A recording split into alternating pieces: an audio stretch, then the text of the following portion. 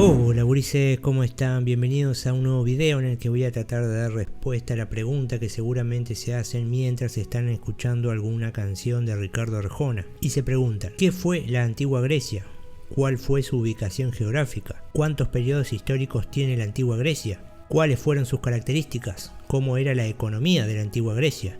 ¿Cómo era su organización política y social? ¿Y cómo era la religión y el arte de la antigua Grecia? Así que comencemos por el principio. La antigua Grecia fue una civilización de la antigüedad que se asentó en el sur de la península balcánica y desde allí se expandió hacia otras áreas del mar Mediterráneo a partir del siglo V y IX a.C. La cultura griega ejerció una extraordinaria influencia sobre otras civilizaciones que entraron en contacto con ella, especialmente la civilización romana. Su estructura de razonamiento lógico, junto con su desarrollo filosófico, constituyen la base de la cultura occidental hasta la actualidad.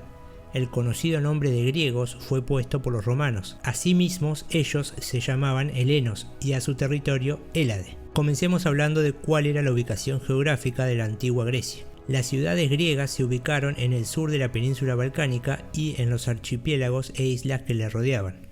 Además, a través de sucesivas oleadas migratorias establecieron colonias en la costa de Asia Menor y en el sur de Italia, conocido como la Magna Grecia. Ahora tenemos que adentrarnos en cuáles fueron los periodos históricos de la antigua Grecia. La oleada migratoria de grupos que conformaron las poblaciones griegas, propiamente dichas, llegaron probablemente desde el norte y se asentaron en el territorio balcánico alrededor del 1800 a.C. En dicho territorio, tanto peninsular como insular, se desarrollaron distintas civilizaciones que dejaron su impronta en la cultura griega, entre ellas la minoica, en la isla de Creta, y la micénica, en el continente. Durante el auge de la civilización micénica se produjo la guerra de Troya. Se suele dividir la historia griega en los siguientes periodos: la Edad Oscura, entre el 1200 a.C. al 776 a.C., por motivos que no se conocen con certeza hasta la actualidad. Podrían ser invasiones de los pueblos dorios con armas de hierro, desastres naturales, aumento del nivel del mar, entre otros. Se produjo la desarticulación de los pueblos griegos que habitaban la región y se perdió la escritura. Por lo tanto, no se tiene gran cantidad de información sobre esta época. Luego sigue la época arcaica, que va desde el 776 a.C. al 499 a.C., donde nuevos grupos de griegos como los jónicos, dóricos, eolios, aqueos y arcadios se expandieron por el territorio continental y por las islas. Con el tiempo se asentaron también en las costas de Asia Menor y luego en Sicilia y el sur de la península itálica. Luego seguimos por la época clásica, que va desde el 499 a.C. al 323 a.C. Durante este periodo se produjeron las guerras médicas contra el imperio persa, en las que triunfaron los griegos, y la guerra del Peloponeso entre la ciudad de Esparta y sus aliados contra la ciudad de Atenas y los suyos. A pesar de estos grandes conflictos, este fue el momento de mayor expansión cultural griega a través del desarrollo de la filosofía, el teatro y las artes de distinto tipo. Por último tenemos la época helenística, que va desde el 323 a.C. al 30 a.C. Si bien esta época no corresponde exclusivamente a la historia de Grecia, fue el momento en el que la cultura griega se expandió hacia el Oriente y toda Europa. Aprovechando el debilitamiento de las ciudades griegas a causa de la guerra del Peloponeso, el rey Filipo II de Macedonia las conquistó. Así pasaron a formar parte del reino macedónico. Alejandro Magno, hijo de Filipo, extendió el territorio al conquistar al imperio persa y Egipto. A partir del año 200 a.C., Roma comenzó la conquista del imperio macedónico. El último de estos reinos, Egipto, cayó en el 31 a.C. Ahora pasemos a destacar cuáles fueron las características de la antigua Grecia. La civilización griega no constituyó un estado unificado, sino que era una serie de ciudades-estados independientes, llamadas polis, que compartían lengua, creencias religiosas, cultura, ciertas celebraciones y una conciencia de pertenecer a una misma nación. Dichas polis estaban integradas por la ciudad y el espacio que las rodeaba, donde se practicaba la agricultura y la ganadería.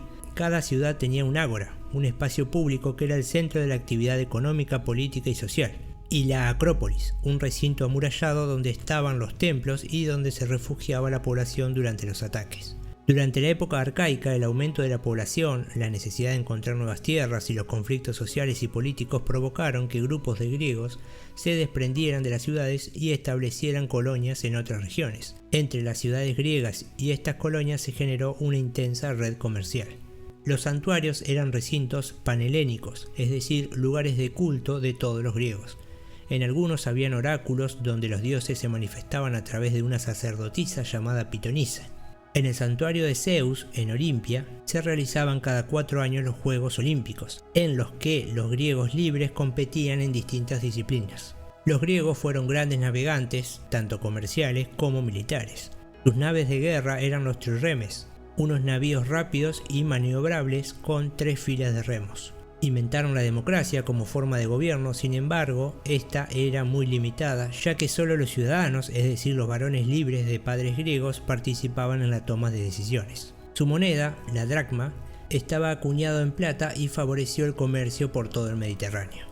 Siguiendo esta misma línea, vamos a pasar a hablar de la economía de la antigua Grecia. En las áreas rurales en torno a las ciudades se cultivaba especialmente trigo, olivos y vides, y se criaban lanares. La pesca también era importante para el consumo de la población. Sin embargo, la economía griega se organizaba en torno a la producción artesanal y el comercio. Los barcos griegos recorrían los mares mediterráneos realizando intercambios comerciales de todo tipo.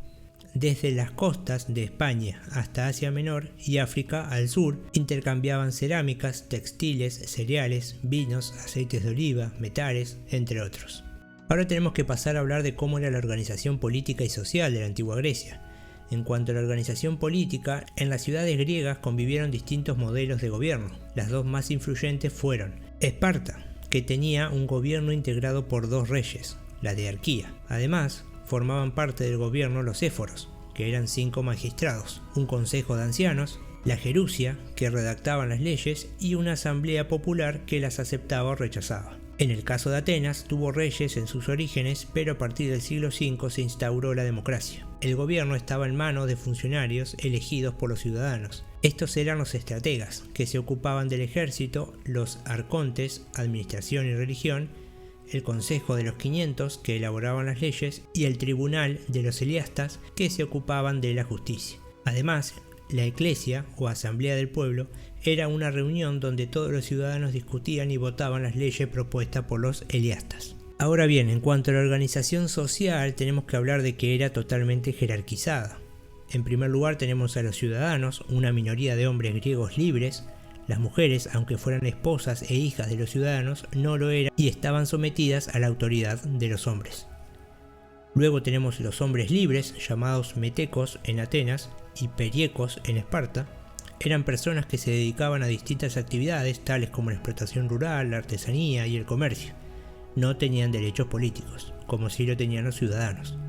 Y por último tenemos a las personas no libres, que eran el grupo más bajo de la sociedad. Tenían distintas categorías, los ilotas, por ejemplo, que eran siervos del estado espartano, y además existían los esclavos, quienes eran propiedad de sus dueños y se consideraban una mercancía. Ahora tenemos que destacar cómo era la religión de la antigua Grecia. Los griegos eran politeístas.